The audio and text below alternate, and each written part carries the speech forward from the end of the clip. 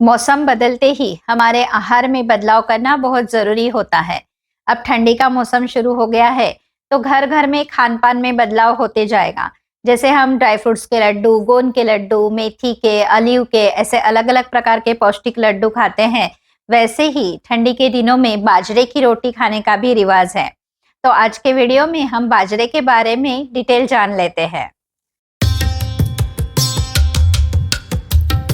Hello everyone, मैं हूं doctor Amrita हमीने और मेरे यूट्यूब चैनल पर सभी दर्शकों का हार्दिक स्वागत है। आज के वीडियो में हम बाजरा के बारे में डिटेल जान लेते हैं। बाजरा क्या होता है, इसके क्या गुणधर्म है। आयुर्वेद के अनुसार बाजरा को तृणधान्य में बताया गया है। तृणधान्य या क्षुद्र धान्य में इसका वर्गीकरण किया हुआ है।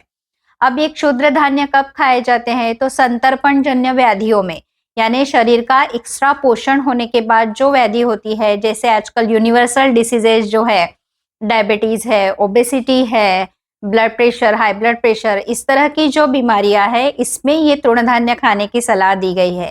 क्योंकि तृणधान्य जो होते हैं वो रुक्ष होते हैं, रुक्ष गुणात्मक होते हैं, यानी ये ड्राइनेस पैदा करने वाले होते हैं।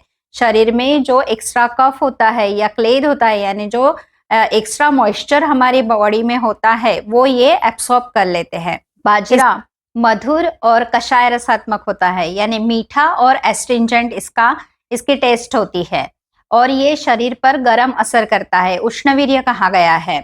बाजरे से अगर हम ज्यादा क्वांटिटी में खाते हैं तो पित्त बढ़ सकता है, और ये रुक्ष होने के कारण शरीर में कफ बैलेंस करता है, और शरीर का जो फैट है या एक्स्ट्रा मॉइस्चर जो बॉडी में होता है वो एब्सॉर्ब करता है। इसलिए बाजरे का प्रयोग ओवरवेट में, जो अति स्थूल व्यक्ति है, ऐसे लोगों ने इसका प्रयोग करना चाहिए, ऐसे बताया गया है। बाजरे में प्रचुर मात्रा में कैल्शियम होता है, मैग्नीशियम होता है, इसलिए बोन्स के लिए बहुत अच्छा है।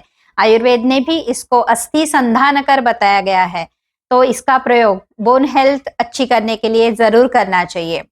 बाजरे में रफेज बहुत होता है और प्रोटीन भी अच्छी क्वांटिटी में होता है, इसलिए जब भी हम बाजरा खाते हैं ये धीरे धीरे पचता है, तो इसके कारण ब्लड शुगर नियंत्रित होती है।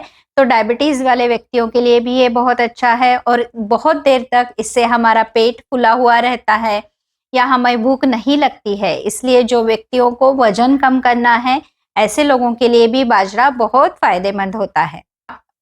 बाजरे में प्रचुर मात्रा में एंटीऑक्सीडेंट्स होते हैं, और बाजरा एंटी इंफ्लामेटरी भी है और शरीर से कफ कम करता है।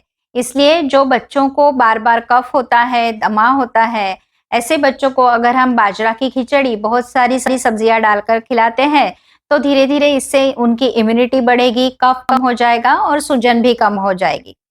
पीसीओडी वाले महिलाओं को भी बाजरा बहुत फायदेमंद होता है, क्योंकि बाजरे से कफ कम होता है और शरीर की शुगर नियंत्रित होती है और इंसुलिन सेंसिटिविटी बढ़ती है।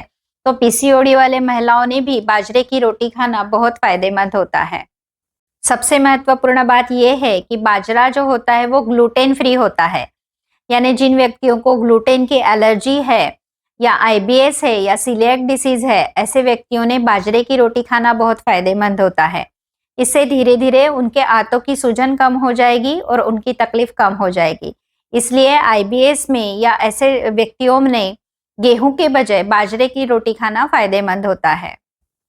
बाजरा रुक्ष गुणात्मक होने के कारण जब भी आपको इसकी खिचड़ी बनानी हो, आपने इसको 8 से 10 घंटे तक पानी में भिगोकर रखना चाहिए, और उसके बाद इसको दरदरा पीस कर इसमें बहुत सारी सब्जियां डालकर आप इसकी खिचड़ी बना सकते हैं, और ऊपर से 1 चम्मच घी डालकर आप इसे खा सकते हैं। घी डालने से बाजरा पचने में हल्का हो जाएगा और इसकी रुक्षता भी कम हो जाएगी। इस तरह से बाजरा में बहुत सारे न्यूट्रिएंट्स पाए जाते हैं, calcium, magnesium, phosphorus, iron, carbohydrates, proteins, vitamins, बहुत सारे न्यूट्रिएंट्स इसमें होते हैं। तो बाजरा खाना बहुत पौष्टिक होता है, और खास करके ठंडी के दिनों में। आशा है कि हमने दी हुई जानकारी आपको पसंद आई हो। इसी तरह नई नई जानकारी हम आपके लिए लेकर आएंगे, इसलिए कृपया हमारे साथ जुड़े रहिए। हमारे वीडियोस को लाइक कीजिए, हमारे चैनल को सब्सक्राइब करना मत भूलिए। धन्यवाद।